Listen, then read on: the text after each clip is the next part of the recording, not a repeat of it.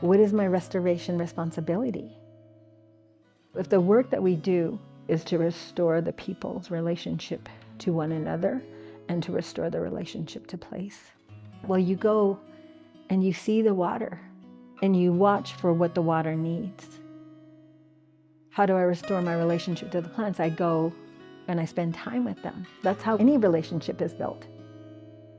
It's grounding. When you're out there on the land, you're a lot more energetic. It opens all your senses to your surroundings. The importance of it is the connection and understanding where they're from. Once you're out on the land, it remembers who you are and who your family line is. A lot of people think about sovereignty as this right, but sovereignty means fulfilling the responsibility that we have to place. We have a responsibility for restoration. We have a right to be on our land. We also have an obligation to look after it. You can't fence off an area and say this is protected, because what happens, the understory grows over without us in there. Food sovereignty is done, wildlife habitats areas are done. So when we're doing restoration work, we like to harvest from areas that are within that ecosystem as much as we can. Those plants are more likely to thrive, opposed to extracting plants from other areas throughout BC. We try to get as much material from our own lands as possible. We're collecting materials that will go into burn area restoration for Ashinola. We're picking species that are from this area to essentially heal the burn areas. So we went in and planted huckleberry plants, around 800 white bark pine trees. And we held a ceremony and explained why ceremony is an important part of the restoration process as well. One of the directives from the elders is that before you start restoration out on the land, you have that ceremonial piece. And then whatever's decided there is decided, like that best move forward. And right now I think we're focusing on the rattlesnake habitats along the corridor, as well as the Lewis's woodpecker.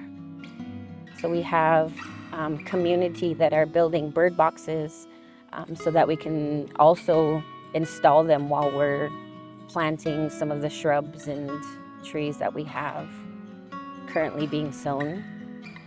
Our stories, our chopped ecosystems tell us that we don't have resident grizzly that stay in the Similkameen, that we have corridors that we need to maintain so that grizzly can access the different areas. What our folks have been doing in partnership with the Okanagan Nation is checking out the different habitat areas, but also just assessing the conditions of the land. To remember and know that there was a time generations ago our people had lived, and it wasn't in a resource management way per se, that harmonious way. Sure, resources were managed, but for a different purpose. But I'd like to think that our transformation time is coming now, and that when we talk about resource management, it'll have a different feeling to it. We're not above anything. We're a part of the Tumi. And our stories, our chopped ecosystems tell us that. And how that is ingrained is through practices, through direct practices on the lands. Restoration of waterways. We have to have trust that the land remembers the restoration in a sense. It's almost like putting it right again.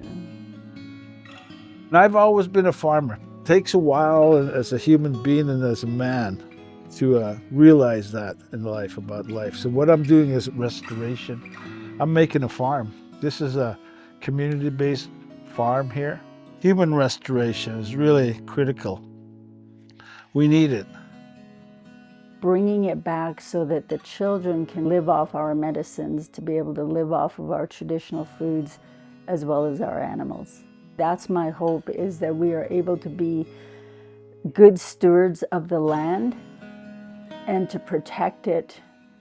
I think it's important because there's people out there who don't really see the need to protect it. No matter what you do on the land and what happens, you need to be able to take care of it, and you need to be able to give back to the land. The amount of effort it takes is tremendous, but our people are strong. Like, we're not gonna move anywhere else. We're committed to looking after the land. Our people, we need to have that connection.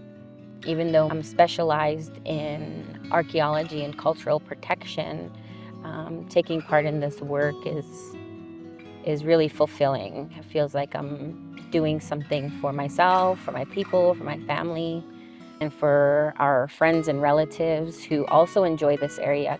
I really just hope that we can move forward as a community to make this work happen and keep that moving forward. Being out on the land and understanding our culture, our Chaptik, of who we are, it gives a sense of purpose and a sense of belonging.